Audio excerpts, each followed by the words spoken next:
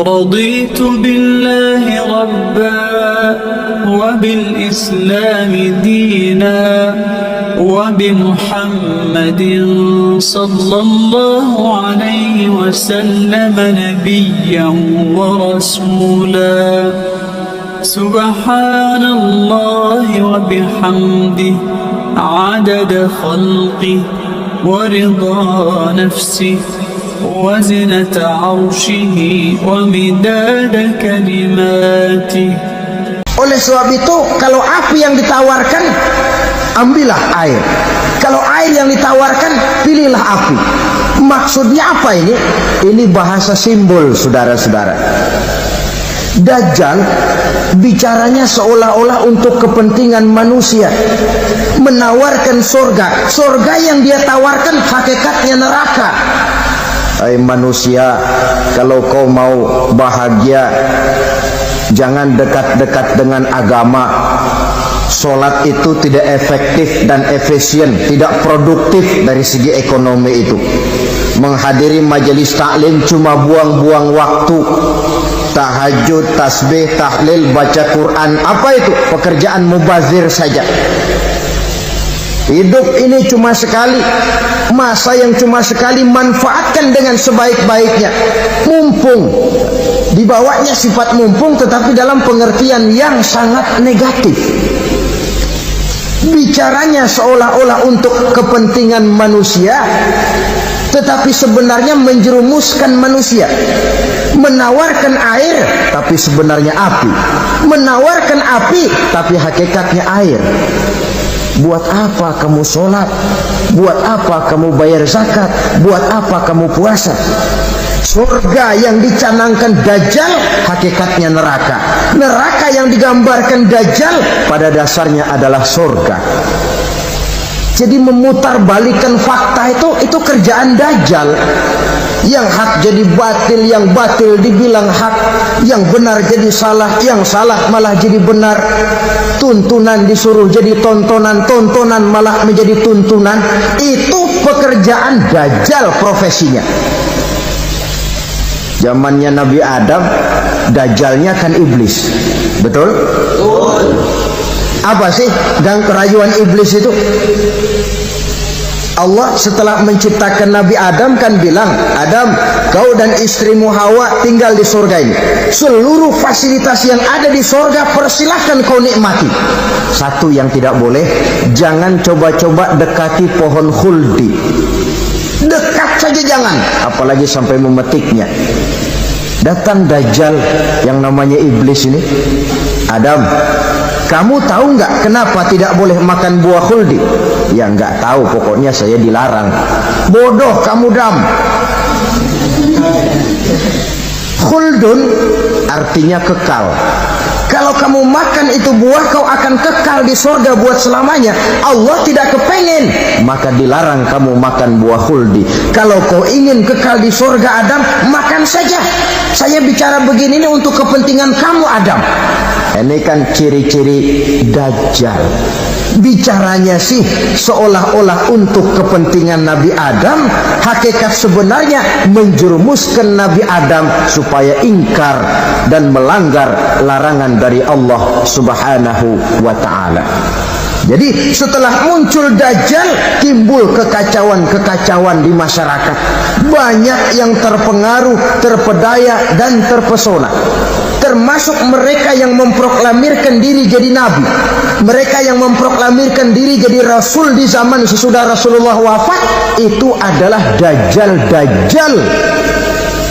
Maka saya ingatkan, kalau di zaman kita sekarang ini ada orang ngaku jadi nabi, ada orang ngaku jadi rasul, biar bahasa Arabnya kental, Quran hafal, hadis ribuan hadis hafal, biar pakai serban sampai menyengser ke tanah, bahasa Arabnya fasih, tapi dia mengaku jadi nabi, jadi rasul, kita umat Islam wajib tidak percaya. Wajib untuk tidak percaya. Itulah Dajjal zaman kita sekarang ini. Tidak mustahil. Mereka datang mempengaruhi orang-orang awam supaya berpaling dari Rasulullah, mengikuti mereka. Nah, di akhir zaman nanti, mendekati hari kiamat, Dajjal ini muncul. Dajjal kelas kakap, menyesatkan masyarakat manusia untuk berpaling dari Islam, mengikuti seruan mereka. Apalagi di antara datangnya kiamat itu, tanda yang besar itu, turunnya Nabiullah Isa Al-Masih, putra Maryam. Menurut berbagai hadis yang sahih, Nabi Isa Al-Masih nanti akan turun lagi. Tidak membawa risalah yang baru, tapi meluruskan risalah Islam ini yang telah banyak ditinggalkan oleh masyarakat. Bahkan ada hadis menjelaskan beliau akan membunuh Nabi, mematahkan kayu-kayu salib, lalu melaksanakan haji dan umrah mengikuti syariat Nabi Muhammad, bukan membawa agama baru. Menjadi semacam mujaddid, reformer, menyelamatkan manusia dari bisikan Dajjal. Bahkan ada riwayat yang menjelaskan bahwa Nabi Isa berhasil mengalahkan Dajjal, mengembalikan masyarakat manusia kembali kepada ajaran Islam yang datang dari Allah, dibawa oleh Rasulullah sallallahu alaihi wasallam. Dengan kata lain, turunnya Nabi Isa bukan sebagai Nabi dan Rasul baru, tetapi mengikuti syariat Nabi kita Muhammad sallallahu alaihi wasallam. Saudara hadirin, ibu-ibu hadirat yang saya hormati, kemudian apalagi di antara tanda-tanda besar akan datangnya kiamat itu? Keluarnya asap atau awan.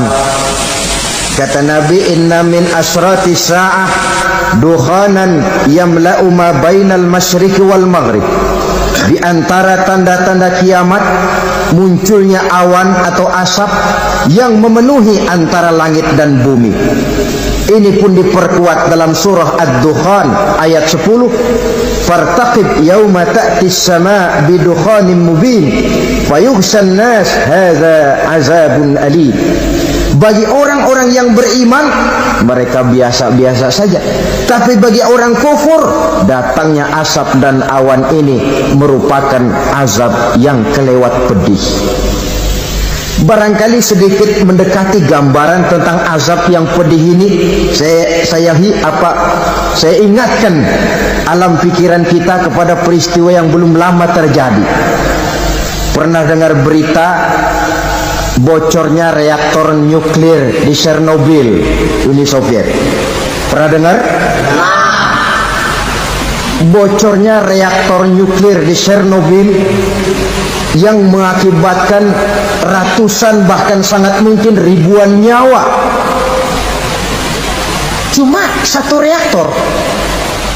Bagaimana kalau seluruh cadangan nuklir yang dimiliki oleh para negara adik kuasa ini diledakkan? Bahkan yang konon, menurut catatan, cadangan nuklir yang dimiliki bersama oleh Amerika dan Rusia sekarang ini sudah sanggup memusnahkan 6 miliar manusia. 1,5 kali lebih banyak dari jumlah manusia yang nongkrong di permukaan bumi ini. Saudara-saudara hadirin yang saya hormati,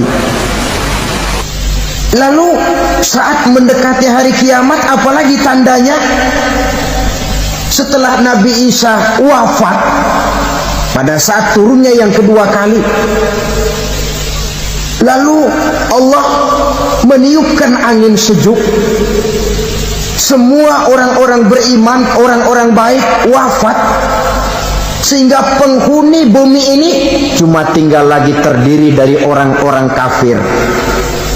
Tidak ada lagi di bumi ini yang bisa mengucapkan Allah. Hingga dalam hadis qudsi itu ada keterangan, innallaha azza wa jalla yaqulu li Israfil. Allah pernah pesan kepada malaikat Israfil. Kata Allah, Israfil, iza sami'ta qailan yaqul Allah Allah fa akhirin nafah 40 sanatan ikraman liqailiha. Hai Israfil, apabila kau dengar di permukaan bumi masih banyak orang yang mengucapkan Allah, Allah, maka tunda sangkakala kiamat itu 40 tahun. Untuk apa? Ikraman liqailiha, menghormati orang yang mengucapkan Allah, Allah itu. Wah, jadi karena sekarang masih banyak yang mengucapkan Allah, besar hatilah kita, masih jauh kiamat itu. Tapi jangan lupa, kiamat pribadi, kiamat kecil itu yang gak kita sangka-sangka. Ajal datang mencabut nyawa, itu kiamat pribadi. Dan itu yang pasti kita hadapi. Dan itu yang membuat kita tidak boleh bersikap main-main di dalam kehidupan sekarang ini. Saudara hadirin yang saya hormati, tidak ada lagi orang-orang muslim. Seluruh penduduk dunia ini kafir. Lalu terciptalah struktur sosial yang berlandaskan prinsip hidup semau gue. Bakal terjadilah prinsip di mana yang kaya menyantap yang miskin, yang kuat menindas yang lemah. Hidup sudah bagaikan di rimba belantara, berlaku hukum rimba. Siapa yang kuat dia yang menang, siapa yang lemah menjadi mangsa. Timbul kekacauan, maksiat merajalela, munkarat menjadi-jadi, sehingga isi bumi ini penuh dengan segala macam perbuatan dosa. Tidak ada perlunya lagi alam diperpanjang temponya. Datang saat yang sudah dijanjikan oleh Allah Azza wa Jalla, maka terjadilah yang disebut kiamat kubra, kiamat besar, kiamat hancur-hancuran. Bagaimana kejadian ini dimulai? Dalam surah Az-Zumar ayat 68, Allah Subhanahu wa taala berfirman, "Wa nufikha fis-suri fasa'iqa man fis samawati wa man fil ardi illa man sya'allahu." Maka manakala ditiuplah sangkakala, terkejutlah seluruh yang ada di langit dan seluruh yang ada di bumi. Bila saat kiamat datang, Allah perintah malaikat Israfil, Israfil, tiup sangkakalamu. Ditiuplah sangkakala oleh malaikat Israfil. Yang akibat daripada tiupan itu, seluruh yang ada di langit, seluruh yang ada di permukaan bumi terkejut. Yang ada di langit siapa? Malaikat kan. Bayangin aja kalau malaikat kaget, apalagi kita.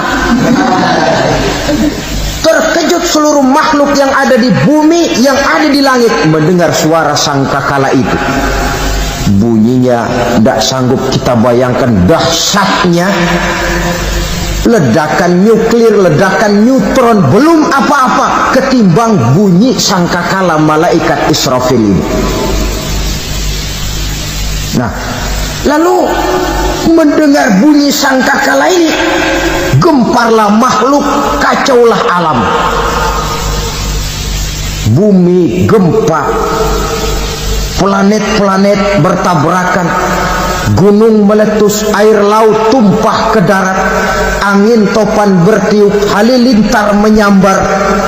Lalu semua yang bernama hidup mati total. Mati bareng tanpa persiapan. La haula wala quwata illa billah. Saya kadang-kadang dalam tafakur bermohon, ya Allah, mudah-mudahan saya enggak nemuin kiamat beneran. Ngeri.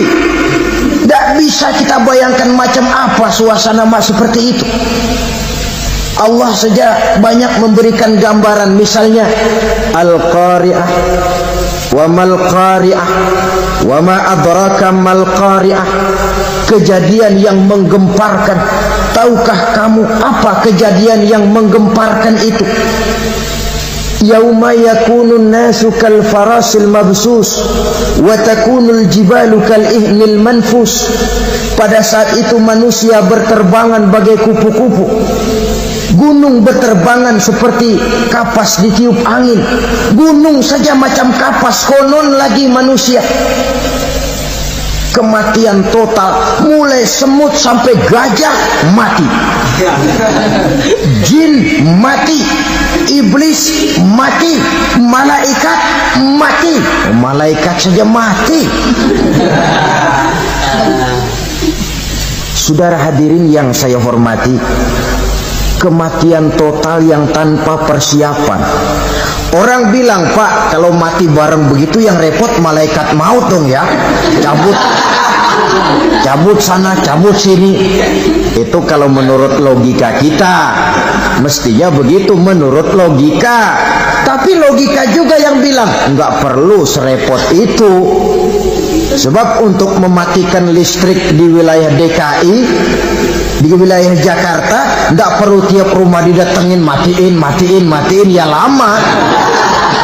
Cukup dari kantor pusatnya saja PLN, tekan satu tombol, gelaplah seluruh Jakarta. Saudara hadirin yang saya hormati, kematian total. Lalu setelah kematian total, planet-planet juga mati, dalam arti tidak bergerak dan beredar. Angin mati, dalam arti tidak bertiup. Air mati, dalam arti tidak ada riak gelombang. Pokoknya semua mati. Kullu nafsin za'iqatul maut, semua yang bernafas mati. Dalam ayat lain, kullu man 'alaiha fan, semua yang ada di permukaan bumi fana. Yang kekal cuma Allah Subhanahu wa ta'ala. Yang paling belakang mati malaikat maut dan malaikat Israfil. Tapi mati juga sesuai dengan janji Allah. Menurut hadis Bukhari Muslim dari Abi Hurairah, masa tenggang waktu antara kematian total pada tiupan sangkakala pertama dengan proses kebangkitan pada tiupan sangkakala kedua 40 lamanya. Tidak dijelaskan oleh Abi Hurairah 40 jam, apa 40 hari, apa 40 tahun. Hadis-hadis cuma menyebutkan 40 saja. Sunyi alam, yang tinggal cuma Allah saja lagi. Ketika itu Allah berseru-seru, katanya, limanil mulkul yauma, siapa para penguasa hari ini? Mana itu raja-raja dan penguasa yang dulu mengaku jadi Tuhan? Fir'aun, mana Fir'aun sekarang? Yang dulu jadi raja, merasa berhasil, sombong, lalu tidak mau turun-turun dari kekuasaannya, sampai kepada puncak kekurang ajarannya mengangkat diri jadi Tuhan. Mana itu Fir'aun? Namrus, mana sekarang Namrus? La ilaha illa ana, ternyata tidak ada Tuhan lain selain daripada aku, kata Allah. Proses kemudian, saudara-saudara, turunlah hujan dari langit. 40 lamanya hujan itu. Tidak jelas juga 40 jam apa 40 hari. Setelah air turun membasahi, datanglah tiupan sangkakala yang kedua. Semua yang bernama mati bangkit dari kuburnya masing-masing. Ini yang disebut Yaumul Ba'thi, hari kebangkitan. Allahu Akbar. Pada saat kita bangkit dari kubur kita masing-masing, kumpul di padang mahsyar namanya. Bayangin aja, saya sendiri nggak sanggup bayangin. Manusia sejak zaman Adam sampai zaman kiamat kumpul bareng di tempat sama. Berapa banyaknya itu?